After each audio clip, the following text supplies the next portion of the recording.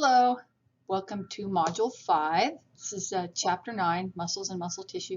There's going to be 5 YouTube videos for Chapter 9. This first one is a muscle overview. So I believe I will use the pen function. And the first muscle that is in this cartoon is a skeletal muscle. So it's a cartoon of a skeletal muscle. You guys probably know that's the biceps.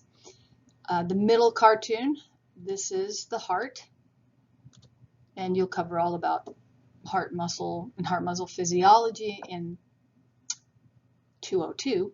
And then on the left here, it shows the esophagus and then the stomach and that. And then it also shows this first part of the small intestine, the duodenum. That is representative of a type of muscle called smooth muscle, made up of smooth muscle cells. So muscles are responsible for all type of body movement. That makes sense. And we just talked about this. You can find skeletal muscle, cardiac muscle, and smooth muscle in the body. Here's a cartoon of what those muscle types look like microscopically. So this first slide on the left shows skeletal muscle, and it tells you the stats on skeletal muscle. A skeletal muscle cell will be a single muscle cell. It'll be very long. It'll be not only long, but it'll be shaped like a cylinder, and it'll be multinucleate. So that means it has several nuclei in one cell. And then you see these really obvious striations in skeletal muscle cells. In the middle cartoon, this cartoon is cardiac muscle, and you can kind of see how it branches. Let's find one that branches. So if you look here, here's the nucleus of a cardiac muscle cell, and then here's one branch, and then here's the other branch. And again, cardiac muscle cells, just like skeletal muscle, they have these striations. And then they also have these really conspicuous things. The dark purple lines, those are called intercalated disc. And you'll only find those guys in in cardiac muscle. And then the third type of muscle is smooth muscle, made up of smooth muscle cells. And it's probably easiest to see the shape if we find a nucleus. So here's a nucleus, and then you can kind of trace the shape of a smooth muscle cell in a histological section of smooth muscle cell. So this shape they call fusiform. It's got a single nucleus per cell, and there aren't striations, but that doesn't mean, just because there aren't striations doesn't mean there aren't some proteins inside the smooth muscle cells that will allow them to contract. So now in this cartoon, you can see I have the green box around all of this that we just talked about. So you should know the details of each type of muscle for the exam. So in this cartoon, it just compares or continues to compare skeletal, cardiac, and smooth muscle. In the skeletal muscle, you have this outer connective tissue covering called the epimysium.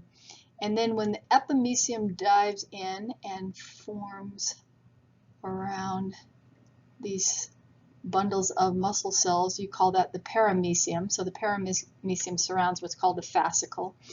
And then the endomysium is going to dive inside a fascicle and surround the muscle cells.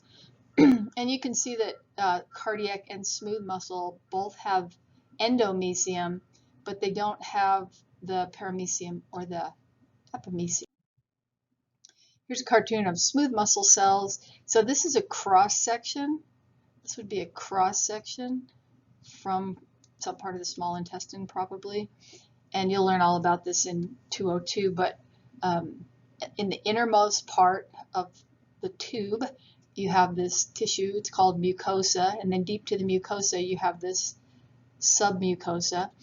And then superficial to the submucosa, you can see you've got in the cartoon, it shows the circular layer of smooth muscle. And then they use an arrow here and they come out and they show you a close-up of a smooth muscle cell. So again, there's that fusiform shape, and here's a single nucleus. And then in the gut, you also have longitudinal, so that would be like one of these muscle cells is coming out at you from the screen. So smooth muscle cells don't have the striations that cardiac and skeletal muscle has. The shape of the cells for smooth muscles, they're called fusiform shape, or they're also called spindle shape. So I guess that looked like an old-timey spindle. Single nucleus, we talked about that. There's no conscious control of smooth muscle cells, so they're involuntary. And you find smooth muscle cells mainly in the wall of hollow visceral organs. So the viscera in general are structures like the stomach, the bladder, respiratory passages, and the lungs.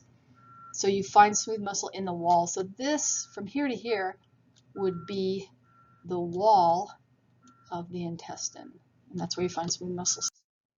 Here's cardiac muscle, cartoon of cardiac muscle, and you can see how the shape that it takes. So you guys probably already know this top part, these two chambers of the heart are the atria, and these two chambers down here are the ventricle of the heart. So that it says in the cartoon, these are cardiac muscle bundles. And then over here, here's the cartoon of a couple of cardiac muscle cells. And then here's the histological section that we looked at earlier. So there's a nucleus, and here's one branch of that cardiac cell. Here's another branch of that cardiac cell. So you can see that cardiac muscle cell has striations. So they have striations in addition to these dark purple things, which are the intercalated discs. Usually they have a single nucleus. Sometimes they have more than one nucleus in a cardiac muscle cell. And the cells branch, we talked about that. You only find cardiac muscle in the walls of the heart, and it's involuntary muscle. So now we'll talk about skeletal muscle. So this is skeletal muscle. Again, here's the striations. You can see, and you don't see any branching, so you know it's skeletal muscle and not cardiac muscle. And then there's they're multinucleate cells, so you can see a whole bunch of nuclei here, these purple dots. So the function of skeletal muscle obviously is to produce movement, to maintain your posture, stabilize your joints, and also to generate heat. Most of your muscles, your skeletal muscles that is, are attached to bones through a tendon. So obviously this white thing is a tendon, and then this guy's a bone. So we went over this cartoon before. This outer covering is the epimysium. It's connective tissue, and then with that epimysium dives in to the whole muscle, it becomes a paramysium, and it surrounds a fascicle. So there's a fascicle. Here's another fascicle, and then the paramysium of the fascicle here, when it dives in inside the fascicle, it becomes the endomysium, and it will surround individual muscle cells. Okay, so the endomysium is around in between the muscle fibers. Oh, I should point this out. For some reason, muscle fibers are also called muscle cells. And then we talked about the paramysium and the fascicle. And then the epimysium will cover the entire whole muscle.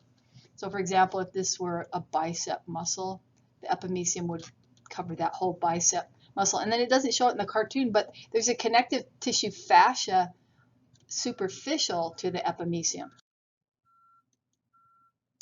And this is just kind of gives you a little bit of extra detail. There are these structures called an aponeuroses.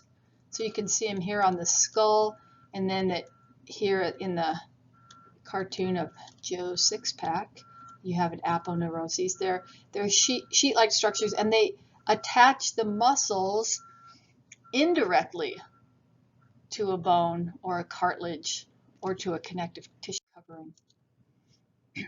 And then this is the last slide that we have, but this is kind of interesting. Skeletal muscle can also attach to cartilage.